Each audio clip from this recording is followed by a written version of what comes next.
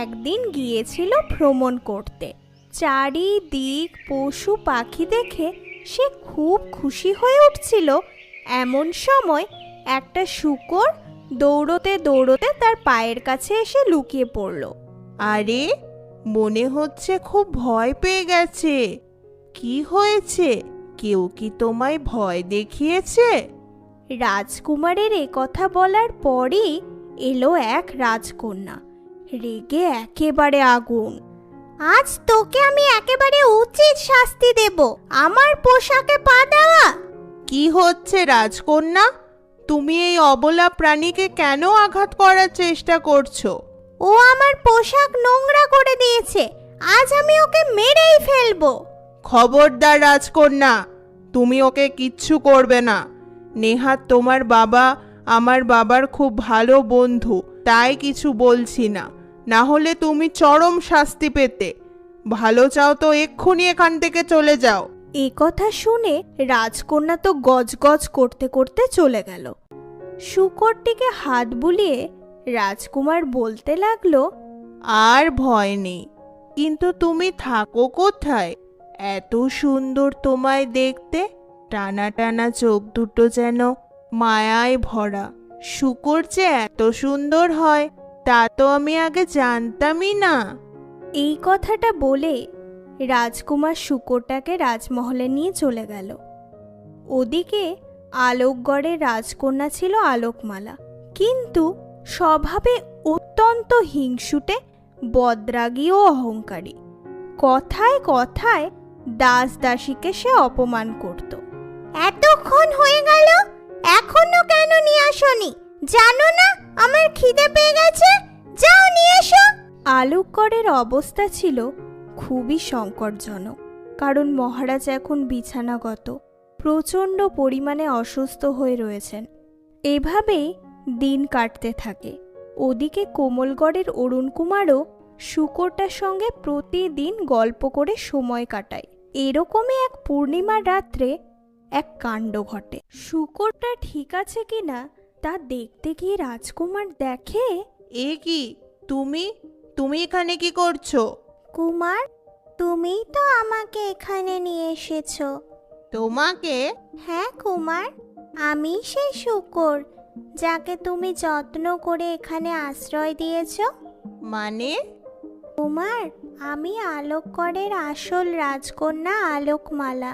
আলোকগড়ে যে এখন রয়েছে সে কোনো রাজকন্যা নয়, সে এক ডাইনির মেয়ে। এক দুষ্টু ডাইনি রাজমহলে খাস দাসী ছদ্মবেশে রয়েছে। আমি যখন 5 বছরের ছিলাম তখন আমার রূপ ডাইনি তার মেয়েকে দিয়ে আমাকে একটা শূকরে পরিণত করে দেয়। এবার সমস্ত সম্পত্তির একমাত্র অধিকারী আমার মেয়ে হবে, আর তুই রাস্তায় রাস্তায় ঘুরে বেড়াবি। তখন থেকে আমি একটা শূকর হয়েই চারিদিকে ঘুরে বেড়াচ্ছি। একমাত্র পূর্ণিমার দিনই কিছুক্ষণের জন্য আমার আসল রূপ ফিরে আসে। আজ পর্যন্ত আমার এই রূপ কেউ দেখতে পায়নি। তুমি আমার শুভাকাঙ্ক্ষী, তাই তুমি আমার এই রূপ দেখতে পেলে। তাহলে তোমার নিজের স্বরূপে ফিরে আসার কি কোনো উপায় নেই? হ্যাঁ আছে, ডাইনির আস্তানায় একটা কালো আপেল আছে। ওই আপেল কেটে দিলেই ডাইনি ও তার মেয়ে মারা যাবে ও আমি মুক্তি পাবো। কিন্তু খুব সাবধানে এই কাজ করতে হবে, ডাইনি যেন ভুলেও টের না পায়। ঠিক আছে, আমি তোমাকে সাহায্য করব। কুমার, এবার আমার শূকর রূপে ফেরার সময় হয়ে এসেছে। রাজকন্যা এ কথা বলার পরই শূকর হয়ে গেল। রাজকুমার তাকে বিদায় জানিয়ে নিজের কক্ষে চলে গেল। মন্ত্রী, রানী অনেক দিন আগে আমাদের ছেড়ে চলে গেছেন। আজ আমি অসুস্থ, আর এদিকে আলোকগড়ের অবস্থাও তো খুব একটা ভালো নয়। তাই আমার কন্যা আলোকমালাকে যুবরানী হিসাবে ঘোষণা করে দাও। ঠিক আছে মহারাজ। এটাই তো আমি চেয়েছিলাম।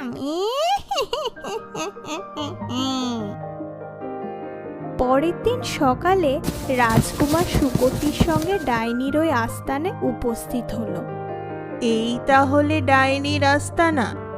এবার আমাদের ওই কালো আপেলটা খুঁজতে হবে। এই বলে রাজকুমার চারিদিক তন্ন তন্ন করে খুঁজল, কিন্তু কোথাও পেল না। হঠাৎ পেছন থেকে কি যেন একটা পড়ল। আরে, ওটা কি পড়লো? এই তো কালো আপেল। এবার দুষ্টু ডাইনি, তুমি তোমার অন্যায়ের শাস্তি পাবে। আমি আসছি তোমার কাছে। রাজকুমার এ কথা বলে আপেলটা নিয়ে চলে গেল। ওদিকে কোমলগড়ে আজ রাজকন্যাকে যুবরানী ঘোষণা করার অনুষ্ঠান। রাজসভায় অনেক গণ্যমান্য ব্যক্তি বসে রয়েছেন। হঠাৎ একটা আওয়াজে সমস্ত কিছু থমকে গেল। দাঁড়ান মহারাজ, এ আসল রাজকন্যা নয়, এই শূকর হলো আসল রাজকন্যা। কি বলছো তুমি অরুণ কুমার? হ্যাঁ মহারাজ, আমি ঠিক বলছি। না না, আমি আসল রাজকন্যা। তোমার কাছে কোনো প্রমাণ আছে অরুণ কুমার? হ্যাঁ মহারাজ, দেখুন তাহলে কে আসল রাজকন্যা। এই বলে রাজকুমার কালো আপেলটা সামনে ধরল। সঙ্গে সঙ্গে সেই ডাইনি ও তার মেয়ের আসল রূপ সামনে চলে এলো। তোর এত বড় সাহস! তুই এই কালো আপেলটা নিয়েছিস? এতদিন মহারাজকে তো অসুস্থ করে রেখেছিলাম আমি। এবার তোদের সবাইকে আমি মেরে ফেলবো। এই বলে ডাইনি যে এগোতে গেল, অমনি রাজকুমার একটা ছোড়ার সাহায্যে সেই আপেল কেটে দিল। ফলে ডাইনি ও তার মেয়ে মারা গেল। ডাইনি মারা যেতেই রাজকন্যার আসল রূপ ফিরে এলো ও মহারাজের অসুস্থতাও কেটে গেল। এরপর রাজকন্যা তার পরিবারকে ফিরে পেল ও রাজকুমার সবাই